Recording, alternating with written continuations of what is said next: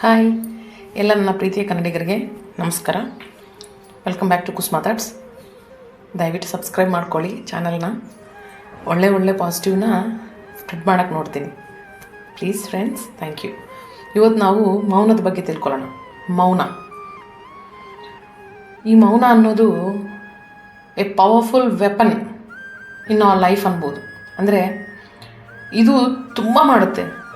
ನೀವು ಸೈಲೆಂಟಾಗಿದ್ದರೆ ಅವ್ರ ಬ್ರೈನಲ್ಲಿ ಒಂದು ದೊಡ್ಡ ಪಿಕ್ಚರ್ ನಡೀತಾ ಇರುತ್ತೆ ಸೈಲೆಂಟಾಗಿರೋರ ಮೈಂಡಲ್ಲಿ. ಅವರು ಖಂಡಿತ ಅವ್ರ ಗೋಲ್ನ ಬಿಡಲ್ಲ.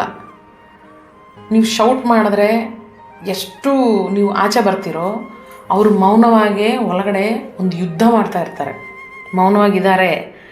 ನೀವೆಷ್ಟು ಜಗಳ ಮಾಡಿದ್ರೂ ಎದುರುಗಡೆ ಇರೋರು ಮೌನವಾಗೇ ಇದ್ದಾರೆ ಅಂದರೆ ಅವ್ರ ಮೆಂಟಾಲಿಟಿ, ಅವ್ರ ಮೌನ, ಇಟ್ಸ್ ವೆರಿ ಡೇಂಜರಸ್. ಮೌನ ಅನ್ನೋ ಒಂದೇ ಒಂದು ವರ್ಡು ತುಂಬ ಡೇಂಜರ್. ಅದು ಮೌನವಾಗಿದ್ದಾರಲ್ಲ ಅವ್ರು ಹಾಗೇ ಇರಲಿ ಅಂತ ದಯವಿಟ್ಟು ಮೌನವಾಗಿರೋ ಯಾರನ್ನೂ ಬಿಟ್ಟು ಬಿಡಬೇಡಿ.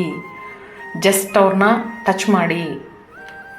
ಏನಕ್ಕೆ ಈ ಥರ ಮಕ್ಕಳೇ ಸರಿ, ಮಕ್ಕಳು ಆದ್ರೂ ಅವ್ರು ಸ್ವಲ್ಪ ಜನ ಇಂಟ್ರೋವರ್ಟ್ ಆಗಿರ್ತಾರೆ. ಅದು ಮೌನವಾಗಿದ್ದರೆ ಇದು ಇಂಟ್ರೋವರ್ಟ್ ಅಲ್ವಾ, ಹೀಗೆ ಇರಲಿ, ಬೇಡ. ಅವ್ರ ಥಿಂಕಿಂಗೇ ಬೇರೆ ಇರುತ್ತೆ. ಮೌನವಾಗಿರೋವ್ರ ಥಿಂಕಿಂಗೇ ಬೇರೆ ಇರುತ್ತೆ.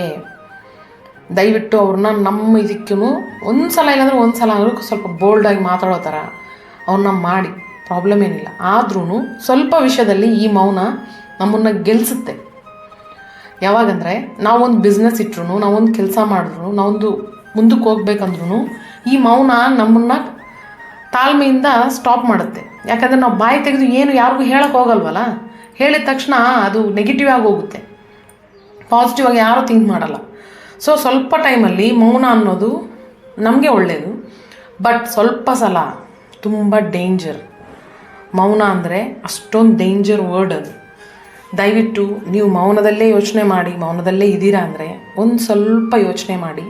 Please come outside. ಬರೋ ಥರ ನೀವಾರು ಮಾಡಿ ಮನೇಲಿರೋರು. ಇದು ಒಳ್ಳೆಯದೇ ಅಲ್ವಾ ಇಂಟ್ರೋವರ್ಟ್ ಅನ್ನೋ ಬೇಡ. ಒಂಚೂರು ಅವ್ರ ಥಿಂಕಿಂಗ್ ಬೇರೆ ಇರುತ್ತೆ. ಒಂದು ಸಲ ನೀವು ಅಬ್ಸರ್ವ್ ಮಾಡಿ. ಬೇಕಾದರೆ ಏನಂತೀರೋ ಕಮೆಂಟ್ ಮಾಡಿ ಫ್ರೆಂಡ್ಸ್. Thank you.